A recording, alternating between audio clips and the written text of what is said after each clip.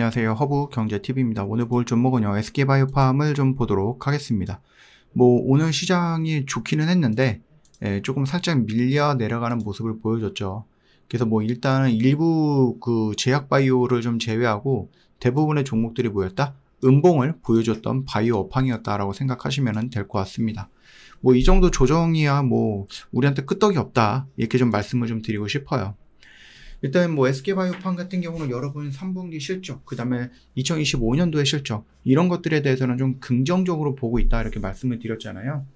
3분기 매출액은 전년 대비 30% 정도 증가했고 영업이익은 거의 한 200% 정도 증가한 모습이야 라고 얘기가 나와주고 있는데, 일단은 조금 달라요. 지금 키움 같은 경우는 영업이익을 이렇게 보고 있는데, DS증권 같은 경우는 영업이익을 570억 정도로 보고 있습니다. 그렇기 때문에 좀 차이가 거의 한 100억 정도 차이가 나죠. 좀 다르긴 한데요.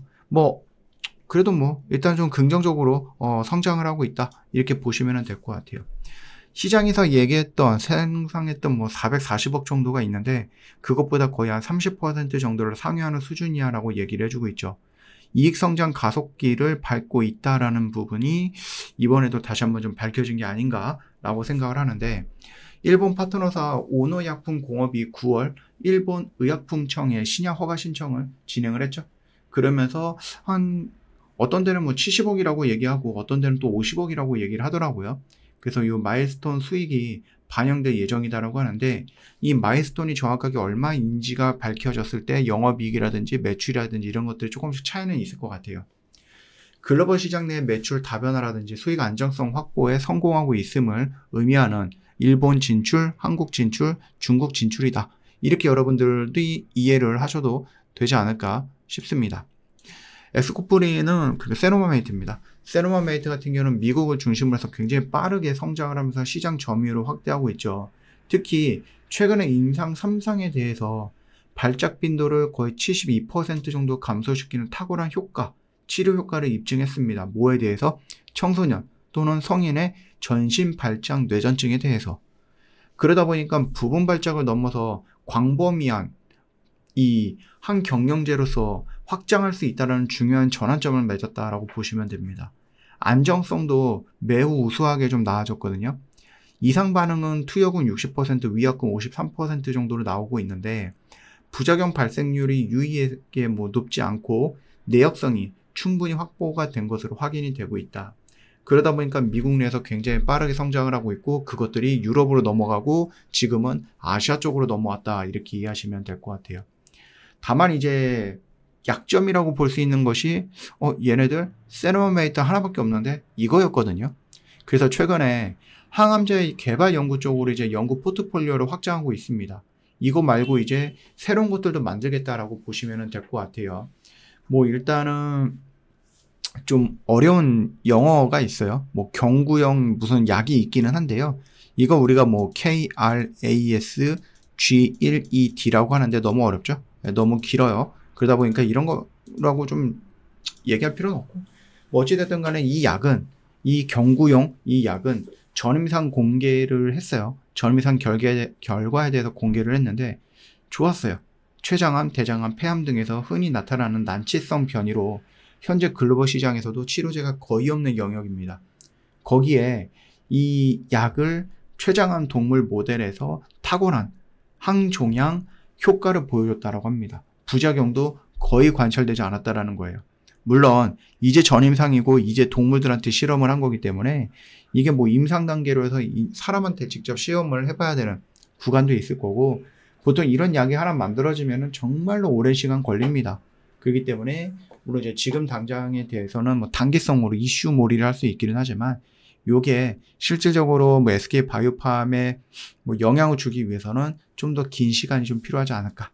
다만 SK바이오팜의 기존의 신경계 질환 중심에서 글로벌 항암 시장으로 진출하겠다라는 의지를 조금 더 우리는 뭐라고 볼 수 있습니까? 긍정적으로 볼 수 있다 이렇게 생각하시면 될 것 같아요. 그리고 미국 정책에 대해서도 이제 선제적으로 대응을 했죠.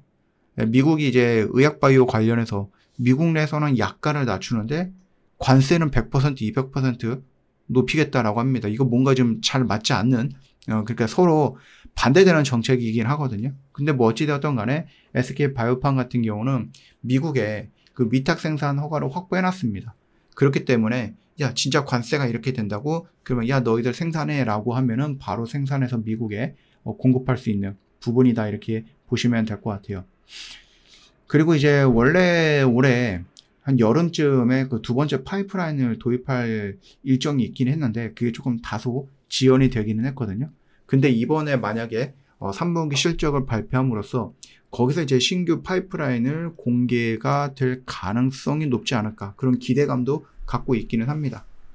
뭐 연매출도 좋았고 그 다음에 영업이익도 좋았고 그 다음 세노마메이트 확장 영역도 좋았고 글로벌적으로 확장하는 거 아니면 영역으로 확장이 되는 거 그뿐만 아니라 항암 신약에 대한 전임상 단계에서의 결과도 나쁘진 않았고 미국의 CDO를 CMO를 확보함으로써 관세라든지 공급망에 대한 좀 흔들림도 최대한 잘 잡아놨다. 거기다 새로운 파이프라인 도입도 기대하고 있다. 이 정도 이슈가 나와줬다라고 하면은 아직까지도 주가가 여기 13만원 아래에 있다라는 것이 참 이상할 정도예요. 뭐 이 정도면은 충분히 이거를 돌파해서 이 위에 가 있어야 되지 않을까라고 생각을 합니다.